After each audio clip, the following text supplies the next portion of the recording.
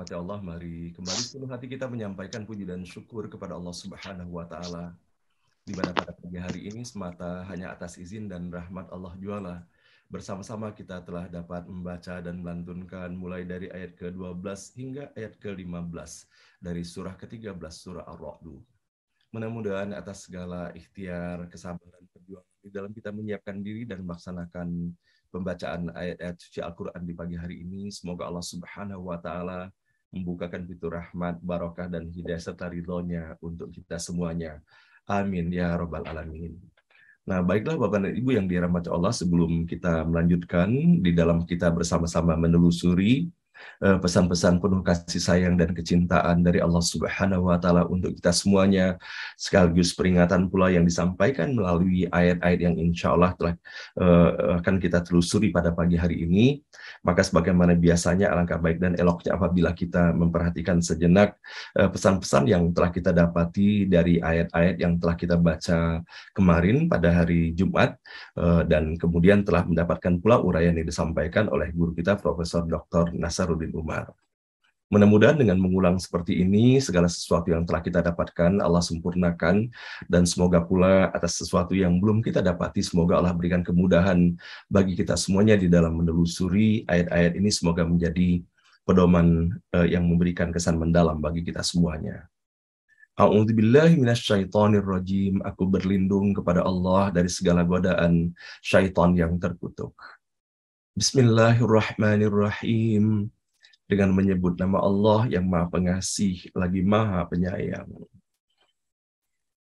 Sejak ayat pertama di dalam surah Ar-Ra'd sampai dengan ayat 11 yang telah sama-sama kita baca, maka betapa syaratnya sesungguhnya pesan-pesan yang terkandung di dalam ayat-ayat ini.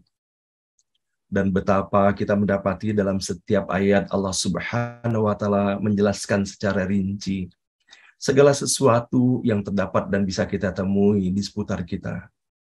Dan betapa sesungguhnya kalau seandainya kita ingat bahwa segala sesuatu yang Allah ciptakan dan hadirkan di muka bumi ini, mulai dari langit dan bumi dan bergulirnya siang dan malam, maka sesungguhnya di dalamnya terdapat tanda-tanda yang luar biasa dari Allah.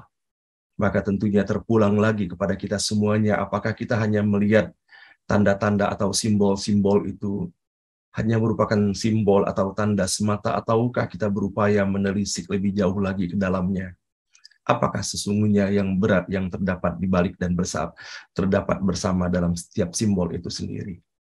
Sebagaimana kita ketahui, Bapak Ibu sekalian, Allah Subhanahu wa Ta'ala menginginkan agar kita tidak hanya berzikir, tetapi juga kita berpikir, memikirkan segala sesuatu yang telah Allah ciptakan di muka bumi ini.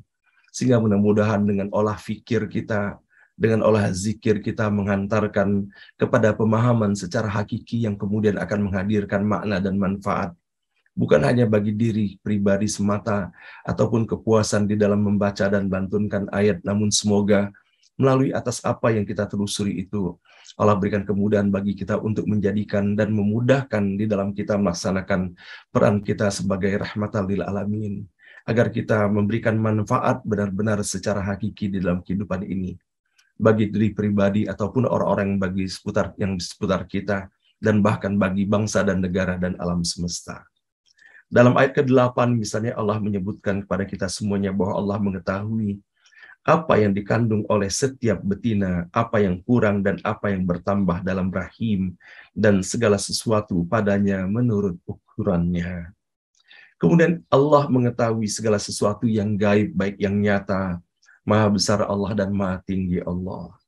Kemudian bagi Allah sama saja apakah kita merahasiakan perkataan atau menyatakannya secara terang-terangan. Allah mengetahui semuanya.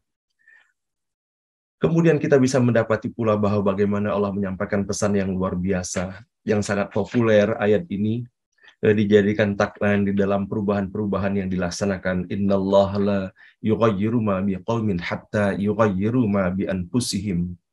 Bahwa Allah tidak akan merubah nasib suatu kaum, mengubah nasib suatu bangsa, sampai dengan bangsa itu melakukan perubahan pada diri mereka sendiri. Betapa sesungguhnya di dalam ayat ini bagaimana Allah telah menempatkan kita umat manusia dalam posisi yang sangat dimuliakan oleh Allah Subhanahu wa Ta'ala. Allah berikan anugerah, Allah berikan fasilitas kepada kita, dan tentunya Allah memberikan keleluasaan pula bagi kita semuanya, bagaimana kita memberdayakan seluruh fasilitas yang telah Allah berikan untuk kita semua tersebut, agar meningkatkan manfaat di dalam kehidupan ini. Tidak saja Allah berikan mata, tidak saja Allah berikan telinga, Allah berikan ilmu pengetahuan, Allah berikan segala sesuatu, rasa kasih sayang yang ada di dalam dada. Mudah-mudahan anugerah yang tidak hanya fisikal ataupun intelektualitas itu, namun anugerah emosional dan terutama adalah anugerah spiritualitas yang Allah berikan kepada kita semuanya, sehingga mudah bagi kita di dalam memahami segala sesuatu yang dihadirkan di dalam kehidupan ini dan mencari tautannya, bagaimana sesungguhnya akar daripada semuanya ini dikarenakan Allah yang telah menciptakan untuk kita semuanya. Dan semoga Bapak dan Ibu sekalian yang dirahmati Allah, sebagaimana Allah menyampaikan di dalam ayat ini, semoga yang utama adalah di dalam kita melakukan perubahan, kita harus melakukan perubahan secara nyata di dalam kehidupan ini untuk melakukan perbaikan-perbaikan dari yang salah menjadi baik, dari sesuatu yang baik menjadi yang lebih baik lagi. Maka itulah esensi daripada hijrah itu sendiri sesungguhnya. Maka kita bisa mendapati bahwa bagaimana di dalam ayat ke-11 ini Allah menyampaikan bahwa Allah tidak akan merubah nasib suatu kaum sampai dengan mereka bisa merubah apa yang ada di dalam diri mereka sendiri. Maka kalau sana kita ingat Bapak dan Ibu bahwa bagaimana Rasulullah SAW menyampaikan innamal a'malu binniyat, bahwa sesungguhnya atas apa yang kita lakukan itu tergantung pada niatnya. Maka tentunya kita berusaha memantapkan hati kita Bapak dan Ibu di dalam kita melakukan segala sesuatu, termasuk perubahan di dalam kehidupan ini. Kita harus pastikan benar bahwa segala sesuatu yang kita rencanakan dengan visi yang ingin kita tuju tersebut adalah visi yang sesuai dengan apa yang telah Allah tuntunkan bagi kita semuanya. Begitupun ketika kita membaca, tentunya kita membaca dengan kacamata Allah pula di dalamnya. Sebagaimana Allah telah memberikan tuntunan kepada kita semuanya yang terdapat di dalam firman pertama yang Allah turunkan kepada Nabi Muhammad SAW, Iqra bismi rabbikal ladzi khalaq. Maka ketika kita membaca, bukan hanya sekedar membaca kumpulan daripada huruf-huruf yang tersambung ataupun kata yang menjadi kalimat, namun bagaimana sesungguhnya kita bisa membaca baik tertulis ataupun tidak tertulis itu adalah dengan nama Tuhan kita, dengan nama Allah Subhanahu wa Ta'ala. Maka mudah-mudahan apabila kita meyakini dan melihat segala sesuatu dengan hanya menggunakan cara pandang Allah Subhanahu wa Ta'ala, sesuatu yang diridhoinya, maka insya Allah perubahan yang kita lakukan tersebut adalah perubahan yang akan memberikan kemaslahatan kepada diri kita sendiri dan orang-orang yang berada di seputar kita semuanya. Innallaha la yughayyiru ma biqaumin hatta yughayyiru ma bi anfusihim. Mudah-mudahan Bapak Ibu sekalian ayat ini benar-benar memberikan semangat bagi kita semuanya bahwa harus ada total action di dalam kehidupan ini. Tidak bisa kita hanya berdiam diri semata. Harus ada sesuatu yang bisa kita lakukan sesuai dengan kapasitas dan amanah yang Allah titipkan kepada kita semuanya. Dan baiklah, kini bersama-sama kita menelusuri pesan-pesan terbaru yang kita dapati dalam 4 ayat yang kita baca di pagi hari ini. A'udzubillahi minasyaitonirrajim. Bismillahirrahmanirrahim. Ayat ke-12. Walladzi yurikumul barqa khaufan wa tama'a wa yunshi'us sahabat thiqal. Dialah yang memperlihatkan kilat kepadamu, yang menimbulkan rasa takut dan harapan. Dialah yang mengadakan awan yang berat mengandung hujan. Ayat ke-13. Wa yusabbihur ra'du bihamdihi wal malaikatu min khifatih. Dan guntur bertasbih memujinya, juga para malaikat karena rasa gentar. Wa yursilus sawa'iqa fayusibu biha may yasha'u wa hum yujadiluna fillah. Dan dia melepaskan halilintar bersuara dahsyat, lalu menimpa siapa saja yang dikehendakinya. Sementara sedang berbantah tentang Allah. Wa huwa syadidul mihal, padahal dia sangat berkuasa. Ayat ke-14. Lahu da'watul haqq. Hanya kepadanya lah doa yang benar. Walladzina yad'una min dunihi la yastajibuna lahum bisyai'in illa kabasiti kaffaihi ilal ma' liyablugha fahu wa ma huwa bibalighi. dan yang lain yang mereka seru selain Dia tidak akan mengabulkan apa-apa. Mereka seperti orang yang mengulurkan tangan ke air supaya dicapai mulutnya, tetapi ia tidak akan mencapainya. Wa ma du'aul kafirina illa fi dhalal. Karena doa orang-orang yang tak beriman hanyalah dalam kesesatan. Ayat terakhir, ayat 15.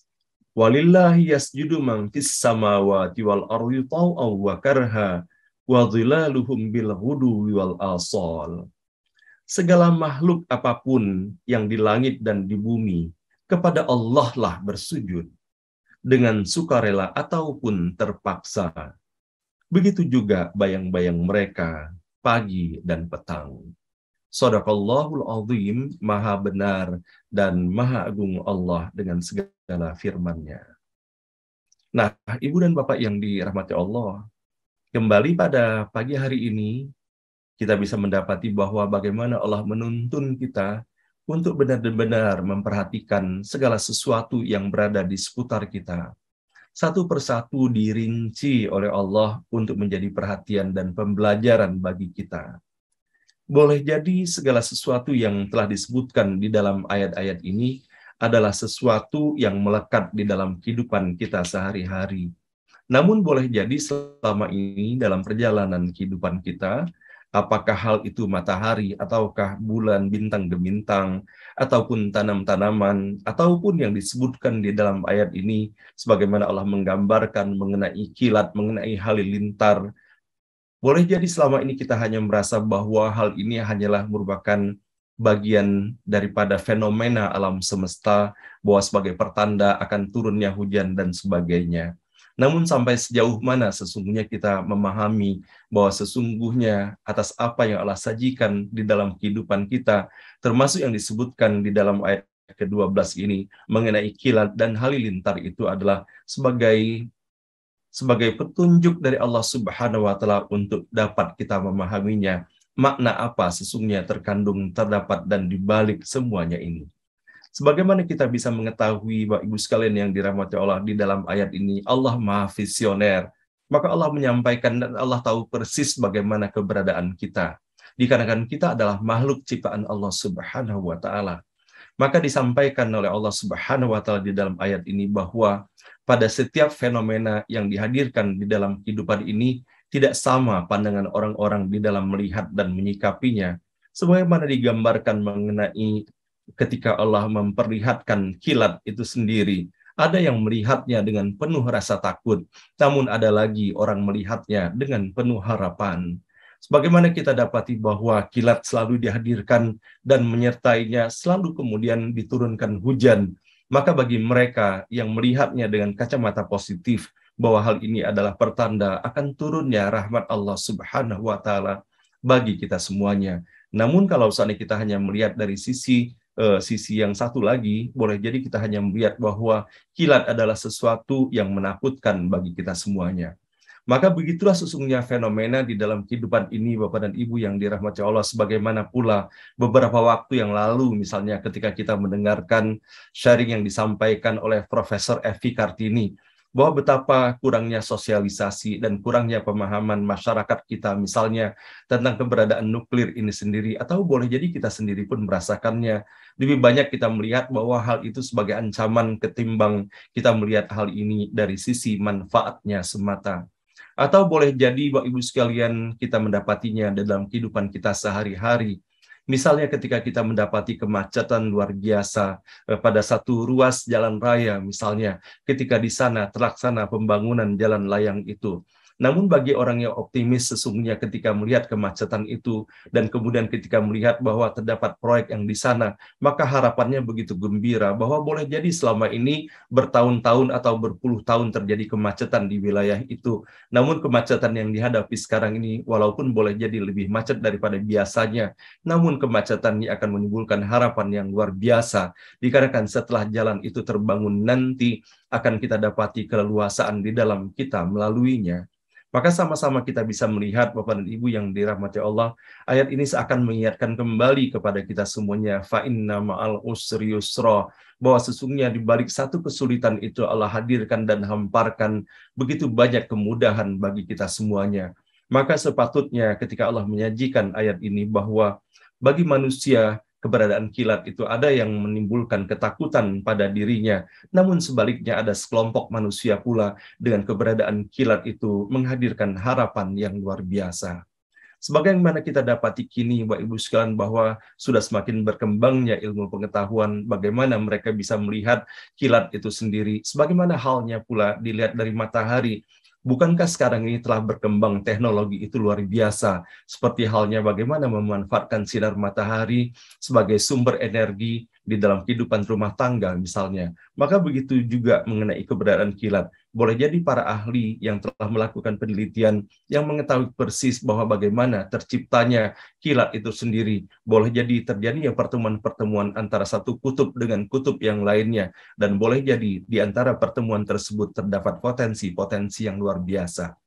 Oleh karena itulah sebagaimana halnya pada hari ini, Bapak Ibu sekalian, di dalam kita menelusuri pesan-pesan yang terdapat di dalam surah Ar-Ra'd ini, yang sangat syarat sesungguhnya merupakan muara-muara ilmu pengetahuan yang luar biasa yang Allah berikan bagi kita semuanya. Insya Allah nanti kita akan melanjutkan dalam acara beranda hari ini dengan telah hadirnya Bapak Profesor Thomas Jamaluddin. Beliau akan melihat dan menyampaikan kepada kita semuanya nanti bahwa betapa sesungguhnya Allah telah menyampaikan pesan-pesan ilmu pengetahuan melalui ayat-ayat yang kita baca, termasuk di dalam ayat yang kita baca pada hari ini.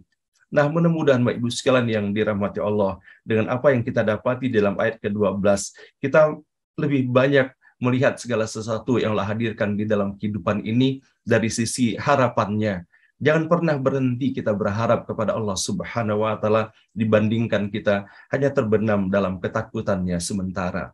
Dan bukankah begitu juga dalam kehidupan ini, Bapak dan Ibu? Di tengah kita mengalami begitu banyaknya ujian-ujian di dalam kehidupan ini.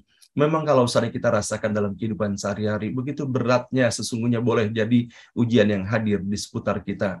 Namun sesungguhnya kita harus ingat kembali bahwa inilah cara Allah menghadirkan bagi kita semuanya. Alladzi khalaqal mauta wal hayata liyabluwakum ayyukum ahsanu amala. Bahwa sesungguhnya hal ini hanyalah merupakan peluang di mana Allah memberikan kesempatan kepada kita untuk memberikan penyikapan terbaik, cara pandang terbaik terhadap segala sesuatu yang dihadirkan bagi kita semuanya.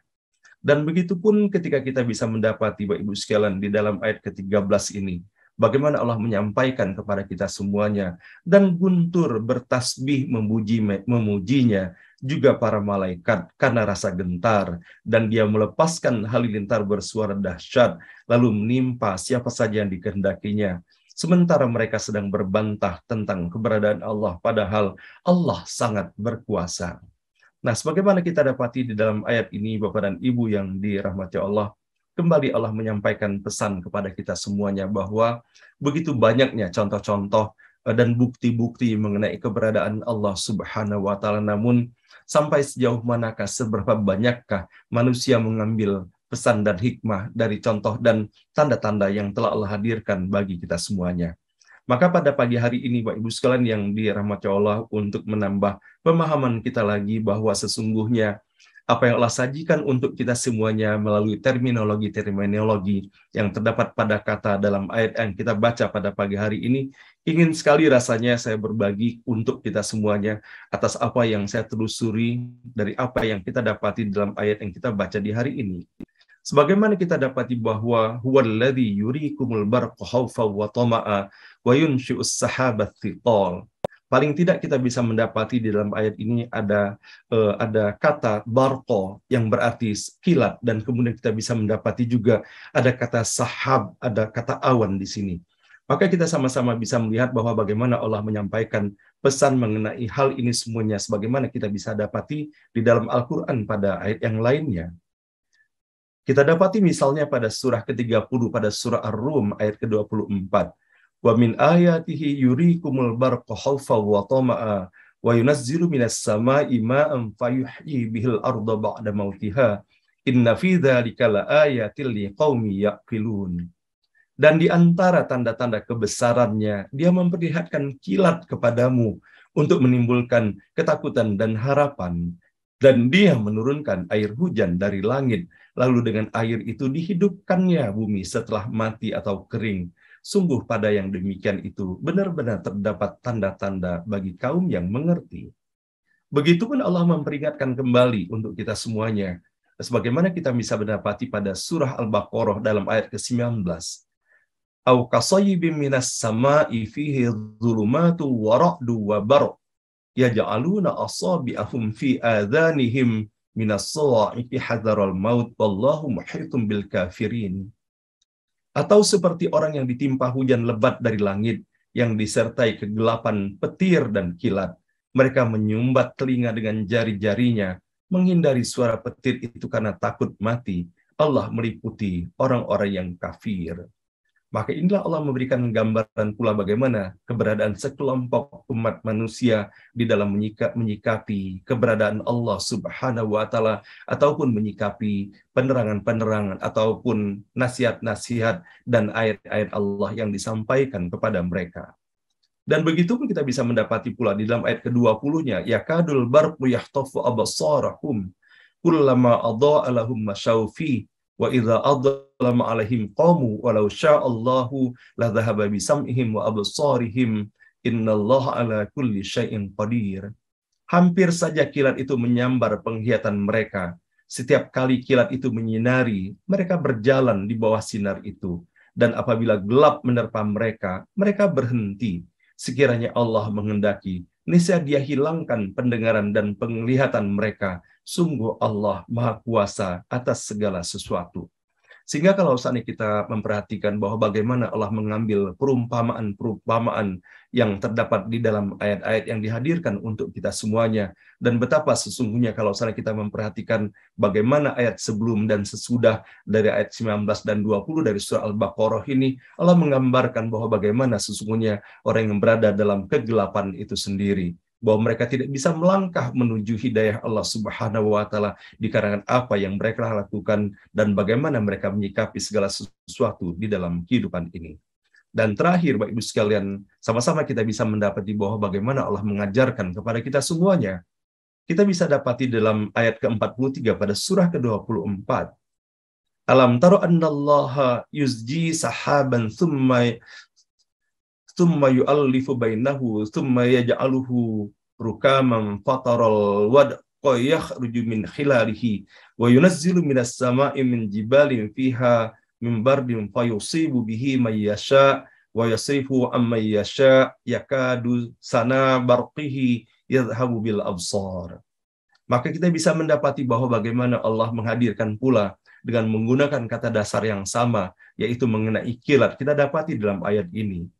Tidakkah engkau melihat bahwa Allah menjadikan awan bergerak perlahan, kemudian mengumpulkannya, lalu Dia menjadikannya bertumpuk-tumpuk, lalu engkau lihat hujan keluar dari celah-celahnya, dan Dia juga menurunkan butiran-butiran es dari langit, yaitu dari gumpalan-gumpalan awan seperti gunung-gunung. Maka ditimpakannya butiran-butiran es itu kepada siapa yang Dia kehendaki, dan dihindarkannya dari siapa yang Dia kehendaki.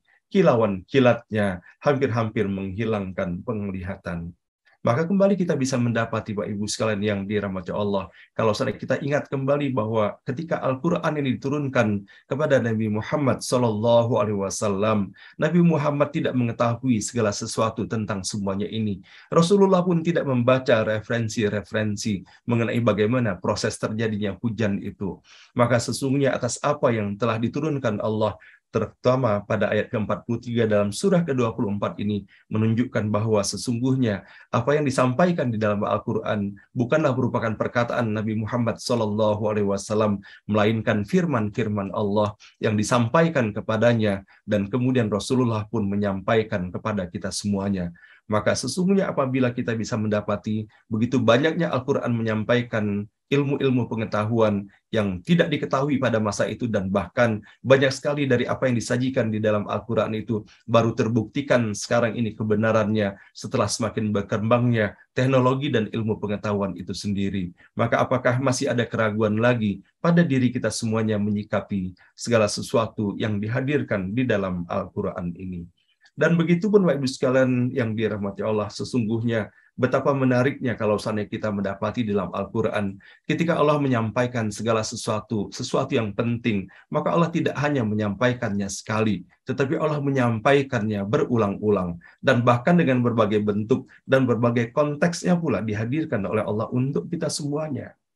Sebagaimana ketika kita bisa mendapati di dalam ayat ke-13 yang kita baca pada pagi hari ini, ketika Allah menyampaikan wa yursilus sawa'iqa fayusibu biha may yasha wa hum yujadiluna fillah, dan dia melepaskan halilintar bersuara dahsyat lalu menimpa siapa saja yang dikehendakinya sementara mereka sedang berbantah tentang Allah. Maka kita bisa mendapati bahwa bagaimana di dalam Al-Quran Allah menyajikan akan hal ini bukan hanya terdapat di dalam ayat ke-13 pada surah ke-13, tapi terdapat pula sebagaimana ayat yang telah kita baca terdahulu pada ayat 19 pada surah Al-Baqarah. Dan kemudian kita bisa mendapati di dalam ayat ke-68 pada surah Az-Zumar, pada surah ke-39. Wa nufiya fis suri fasa'iqa man fis samawati wa man fil ardi illa man sya'allah, thumma nufiha fihi ukhra fa idzahum qiyamun yanzurun. Dan sangkakala pun ditiup, maka matilah semua makhluk yang di langit dan di bumi, kecuali mereka yang dikehendaki Allah. Kemudian ditiup sekali lagi sangkakala itu, maka seketika itu pula mereka bangun dari kuburnya menunggu keputusan Allah. Dan kita bisa mendapati bagaimana digunakan kata yang sama pada ayat ke-45 dalam surah At-Tur, surah ke-52. Fadharhum hatta yulqu yaumahumul ladzi fihi yus'aqun. Maka biarkanlah mereka hingga mereka menemui hari yang dijanjikan kepada mereka. Pada hari itu mereka dibinasakan. Dan kemudian kita bisa mendapati pula bahwa bagaimana dengan akar kata yang sama, kita bisa mendapati jendela di dalam kisah Nabi Musa, dalam perjalanan tauhid Nabi Musa, yang ketika itu Nabi Musa memohon kepada Allah agar Allah memperlihatkan diri kepadanya. Walamma ja'a Musa limiqatina wa kallamahu rabbuhu qala rabbi arini anzur ilaik qala lan tarani walakin anzur ilal jabali fa in istaqarra makanahu fasawfa tarani falamma tajalla rabbuhu lil jabali ja'alahu dakka wa kharra Musa sa'iqa falamma afaqa qala subhanaka tubtu ilaika wa ana awwalul mu'minin. Dan ketika Musa datang untuk munajat pada waktu yang telah kami tentukan, dan Tuhan telah berfirman langsung kepadanya, Musa pun berkata, ya Tuhanku, tampakkanlah dirimu kepadaku, agar aku dapat melihat engkau. Allah berfirman, engkau tidak akan sanggup melihatku, namun lihatlah ke gunung itu. Jika ia tetap di tempatnya sebagai sedia kala, niscaya engkau dapat melihatku. Maka ketika Tuhannya menampakkan keagungannya kepada gunung itu pun hancur luluh dan Musa jatuh pingsan. Setelah Musa sadar, dia pun berkata, Maha suci engkau, aku bertobat kepada engkau, dan aku adalah orang yang pertama-tama beriman. Nah, ini Bapak Ibu sekalian yang dirahmati Allah, beberapa ayat yang kita dapati pada surah-surah lainnya, di mana Allah menyampaikan pesan kepada kita semuanya bahwa melalui simbol-simbol, termasuk melalui kilat, termasuk melalui awan, bahwa hal itu adalah merupakan jendela untuk bisa melihat segala sesuatu yang lebih luas dan bermanfaat bagi siapa yang ingin membuka jendela itu dan kemudian memandang seluas-luasnya alam semesta ini. Dan terakhir, Bapak Ibu sekalian yang dirahmati Allah, menarik sekali ketika kita mendapati di dalam ayat ke-15 ini, Walillahi yasjudu man fis samawati wal ardi taw'an wa karha wa dhilaluhum bil ghuduwwi wal asal. Segala makhluk apapun yang di langit dan di bumi kepada Allah bersujud dengan sukarela atau terpaksa. Begitu juga bayang-bayang mereka pagi dan petang. Sesungguhnya Bapak dan Ibu yang dirahmati Allah, bahwa melalui ayat ini kita bisa mendapati bagaimana Allah menggambarkan segala sesuatu itu dengan utuh. Semua sisi diisi. Ketika Allah menyampaikan bahwa segala makhluk yang ada di langit dan di bumi ini bersujud, artinya mengikuti ketentuan Allah. Tidak saja kita bisa melihat bahwa bagaimana alam semesta ini mulai dari matahari, bulan, bintang gemintang,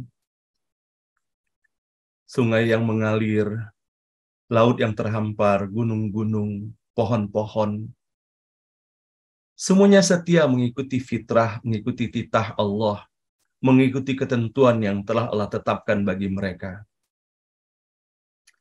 Namun manusia saja kalau seandainya kita perhatikan benar Bapak dan Ibu, memang di satu sisi Allah pun memberikan keleluasaan hal ini kepada manusia. Fa'alhamaha ujuraha wa taqwaha. Ada potensi kebaikan dan ada potensi keburukan pula di dalam kehidupannya. Dan Allah memberikan keleluasaan kepada manusia untuk memilih yang mana di dalam kehidupannya. Namun di sisi lain sesungguhnya melalui apa yang didapati di dalam ayat ini, Allah menggambarkan bahwa sebetulnya disadari atau tidak disadari, sukacita ataupun terpaksa, mereka pasti akan sujud kepada Allah Subhanahu wa Ta'ala. Dalam konteks ini, kalau seandainya kita memperhatikan dimensi Allah melalui Asmaul Husna, ketika manusia tidak melaksanakan sholat sekalipun misalnya, kemudian berbuat kerusakan di muka bumi, sesungguhnya tidak disadarinya bahwa ia tetap sujud kepada Allah, walaupun disadari atau tidak disadari, terpaksa ataupun sukacita. Dikarenakan pada hakikatnya segala sesuatu yang kita lakukan di dalam kehidupan ini, sunnatullah sesungguhnya. Ketika kita mencari ilmu misalnya, apakah seseorang itu mencari ilmu karena Allah, ataukah mencari ilmu itu karena kepentingan dunia, harta, martabat, dan sebagainya? Maka ketika ia mengiyakan ketika ditanya apakah ia sedang mencari ilmu, maka sesungguhnya disadari atau tidak disadari, ia sedang mencari Allah sesungguhnya. Dikarenakan Allah yang maha berilmu itu Allah Al-Alim. Dan tidak ada ilmu di muka bumi ini, melainkan ilmu itu hanya diturunkan oleh Allah Subhanahu wa Ta'ala. Sama seperti halnya ketika seseorang itu tidak beriman pun kepada Allah Subhanahu wa Ta'ala, dan ketika ditanya apa yang dilaksanakannya pada hari ini, maka ia menjawab bahwa ia menjalankan bisnisnya, ia mencari rezeki. Maka sesungguhnya suka atau tidak suka, sebetulnya ia berjalan menuju Allah sesungguhnya, walaupun ia tidak menyadarinya. Dikarenakan pada hakikatnya ketika kita mencari rezeki, kita harus ingat siapa yang maha pemberi rezeki itu. Bukankah di dalam Asmaul Husna Ar-Razzaq, Allah yang maha pemberi rezeki. Kalau seandainya kita berbicara mengenai keadilan, kita membutuhkan keadilan di dalam kehidupan ini, kita memperjuangkannya, kita mencarinya, kita membelanya. Maka sesungguhnya siapakah yang maha adil itu?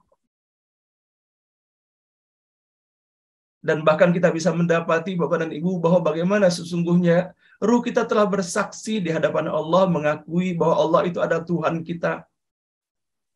Telah bersaksi sesungguhnya akan mengikuti rule dan ketentuan yang Allah berikan untuk kita semuanya. Maka kita bisa mendapati Bapak Ibu sekalian, seorang koruptor sekalipun, kalau seandainya ditanya, kemudian dijawab dengan hati nuraninya, apakah ia menginginkan di tengah kehidupan dan tindak korupsi yang dilakukan di dalam kehidupannya itu, apakah ia menginginkan bahwa anaknya untuk menjadi koruptor? Maka ia pasti akan menjawab bahwa dia tidak menginginkan anaknya menjadi koruptor. Kemudian ketika seseorang yang berlaku zalim di dalam kehidupannya, ditanyakan apakah mau kalau anaknya dia zalimi, maka ia pasti menjawab tidak mau. Kemudian apakah mau anaknya menjadi penjahat? Dia pasti tidak mau, tidak menginginkan anaknya menjadi penjahat. Maka sesungguhnya begitu terang benderangnya sesungguhnya Allah menuntun kita semuanya. Dan pada setiap diri dan nurani kita tahu sesungguhnya mana yang baik, mana yang buruk, mana yang bermanfaat, mana yang tidak bermanfaat di dalam kehidupan ini. Namun pengetahuan dan nafsu kita semata yang kadangkala mengalahkan nilai-nilai nurani itu sehingga menjadi terbelakangkan.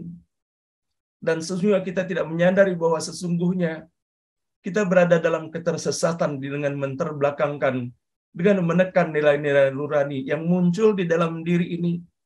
Dikarenakan hanya lebih mengedepankan persepsi, ego, dan kepentingan dan keinginan, serta hawa nafsu kita belaka.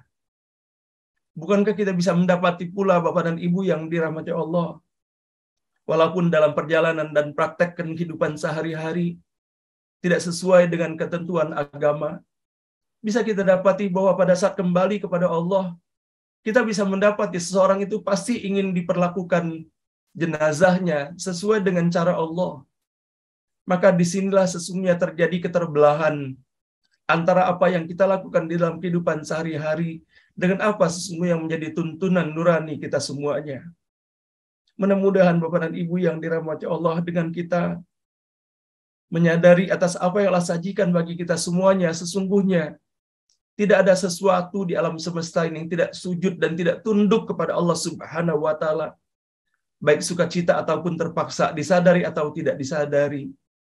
Maka mudah-mudahan kita menjadi bagian dari hamba-hamba Allah yang menyadari bahwa kita telah diciptakan oleh Allah, dan semoga sebagaimana halnya ketika berada dalam sebuah aliran sungai itu, maka kita bersama mengikuti fitrahnya sungai itu mengalir ke muara, agar benar-benar kita sampai kepada muara kasih sayang Allah Subhanahu wa Ta'ala di dalam menjalani kehidupan ini.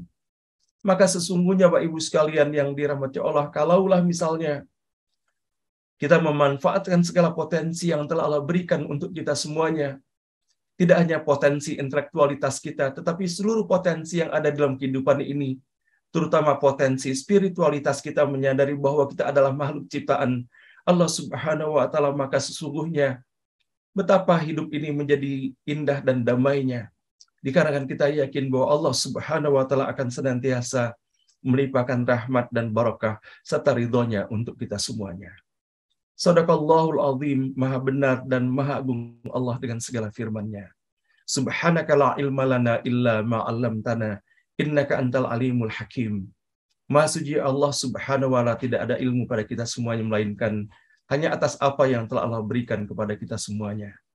Demikian Bapak dan Ibu yang dirahmati Allah yang dapat saya sampaikan dan hantarkan dengan segala keterbatasan yang ada dalam forum ngaji bareng online pada pagi hari ini, terutama di dalam kita menelusuri ayat-ayat 12 sampai dengan ayat ke-15 dari surah Ar-Ra'd pada pagi hari ini.